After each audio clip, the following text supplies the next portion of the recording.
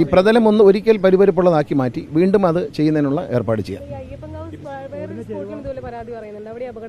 അല്ല, അവിടെ എന്താ പറയുക മാഡം, അതിനകത്തുള്ള പ്രശ്നം വെച്ചാൽ അവിടെ ഒരു റോഡ് ക്രോസിങ്ങിനെ കുറിച്ചാണ്. അപ്പോൾ പോലീസ് ഇപ്പോൾ അവിടെ ആളെ നിർത്തിയിട്ടുണ്ട്. അല്ല, നമുക്ക് ഇവർ ഇപ്പോൾ എന്നോട് ചോദിച്ചു, കോൺഗ്രസ് പ്രവർത്തകരുടെ സമരം പന്തലിൽ ചെല്ലുമ്പോൾ അവർ ചോദിച്ചൊരു കാര്യമുണ്ട്, ഒരു ഓവർ ബ്രിഡ്ജ്. പക്ഷേ ഓവർ ബ്രിഡ്ജ് വെച്ചാലും കേരളത്തിൽ എവിടെയും അതിലൂടെ യാത്ര ചെയ്യാറ് സാമൂഹ്യ വിരുദ്ധരുടെ ഒരു താവളമായിട്ട് മാറുന്ന കാഴ്ചയാണ് നമ്മൾ കണ്ടുകൊണ്ടിരിക്കുന്നത്. നമ്മൾ സത്യം യാഥാർത്ഥ്യം മറച്ചു വെച്ചിട്ട് ഇപ്പോൾ ഇവിടെ ഓവർ ബ്രിഡ്ജ് സ്ഥാപിച്ചു തരാം, അത് ഗംഭീരമായിരിക്കും എന്ന് പറയുന്നത് ഒരു മണ്ടത്തരമാണ്. അത് ചെയ്യാൻ പാടില്ല. അത് പലപ്പോഴും ഓവർ ബ്രിഡ്ജുകൾ നഗരത്തിൽ പോലും, തിരുവനന്തപുരം നഗരത്തിൽ പോലും പല സ്ഥലങ്ങളിലും ഇത് സാമൂഹ്യ വിരുദ്ധരുടെ ഒരു കേന്ദ്രമായി രാത്രി കാലങ്ങളിൽ മാറുകയാണ്. പടി കയറി പോകാനുള്ളൊരു ടെൻഡൻസി നമുക്ക് പൊതുവിൽ കുറവാണ്. അല്ല, ഇപ്പോൾ സിമെൻറ്റ് കൊണ്ടുള്ള ഡിവൈഡർ എത്തിച്ച് വയ്ക്കാനുള്ള ഏർപ്പാട് നമ്മൾ ചെയ്യും തൽക്കാലം. കാരണം ഈ ഞാൻ പറഞ്ഞ മാർക്കിംഗ് ഉണ്ടല്ലോ, ഈ ലെഫ്റ്റ് റൈറ്റ് ട്രാക്കിൻ്റെ മാർക്കിംഗ്, ഈ സൈഡിൽ ഒറ്റ വണ്ടിക്ക് പോകാനുള്ള ട്രാക്കേ ഉള്ളൂ. നമ്മൾ ഇവിടെ നിന്ന് അടിയതാണ് വൈറ്റ് ലൈൻ. ഇവിടെ നിന്ന് നിങ്ങളൊന്ന് വെറുതെ ഒന്ന് നോക്കി ഒരു വണ്ടിക്ക് ജസ്റ്റ് ഈ പോലീസ് വാനിങ്ങോട് നീക്കിയിട്ടാൽ അതിന് കിടക്കാനുള്ള സ്ഥലമേ ഉള്ളൂ.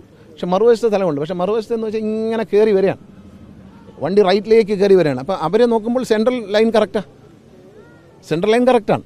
പക്ഷേ സെൻട്രൽ ലൈൻ മാറിപ്പോയി എന്നുള്ളത്, ഇട്ടപ്പം മാറിപ്പോയി എന്നുള്ളതാണ്. അത് അളവ് കറക്റ്റല്ല.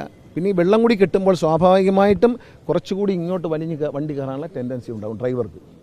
അവിടെ പാർക്കിംഗ് ഉള്ളതുകൊണ്ട് അവിടെ എത്തുമ്പോൾ തന്നെ വണ്ടി റൈറ്റിലേക്ക് പിടിക്കാൻ തുടങ്ങും. നിങ്ങളൊന്ന് ഓടിച്ച് നോക്കിയോ, ഞാൻ സത്യം ആ പാർക്കിംഗ് നിങ്ങൾക്ക് ദൂരെ ഇറക്കം ഇറങ്ങി വരുമ്പോൾ ആ പാർക്കിംഗ് നിങ്ങൾക്ക് കാണാൻ പറ്റും.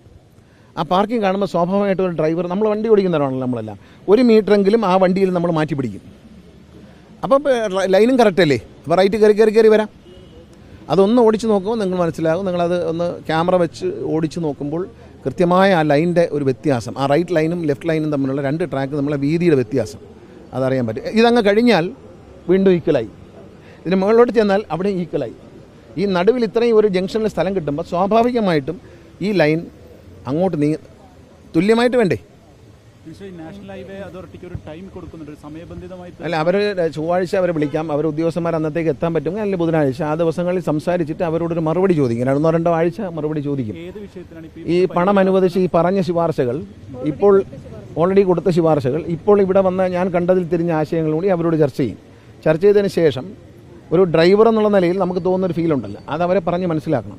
പക്ഷെ ഇതിൻ്റെയൊക്കെ അടിസ്ഥാനപരമായ പ്രശ്നം എന്താണെന്ന് വെച്ചാൽ ഗ്രൗണ്ട് റിയാലിറ്റി മനസ്സിലാക്കാതെയാണ് പല റോഡും ഡിസൈൻ ചെയ്യുന്നത്.